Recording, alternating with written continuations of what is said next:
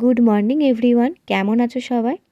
আর এদিকে দেখো আমি সকাল সকাল স্নান করে নিয়েছি। আর রোজ আমাকে 8টা-9টার মধ্যে স্নান করে নিতে হয়। তো আজকে আবার মাথা ধুয়েছি, ওই কারণে বেশি ঠান্ডা লাগছে, তাই আমি রোদে দাঁড়িয়ে আছি। আর এদিকে আমার লেট হয়ে যাচ্ছে, ওই কারণে মা আমাকে খাইয়ে দিচ্ছে।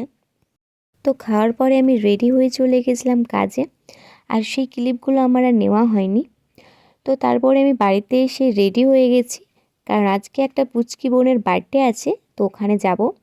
তো এই যে সেই পুচকি বোনটা, ওরই আজকে বার্থডে। তো তোমরা ওকে অনেক আশীর্বাদ করো যেন অনেক বড় হতে পারে আর তার সাথে মানুষের মতো মানুষ হতে পারে। তো ওর সাথে আমি কিছু কথা বলছিলাম, ওকে বলছিলাম যে তুই কখন কেক কাটবি। ও বলছিল যে আমি রাতে কেক কাটবো। তো ওর সাথে কথা বলে আমি চলে গেছিলাম খাবারের দিকে। তো এরপরে আমরা খেতে বসে গেছি। তো এখানে ফার্স্টেই দিয়েছে শাক ভাজা আর স্যালাড, তারপরে দিয়েছে ফ্রাইড রাইস আর হচ্ছে চানা পনির। এরপরে ছিল ভাত, ডাল আর আলু পোস্ত।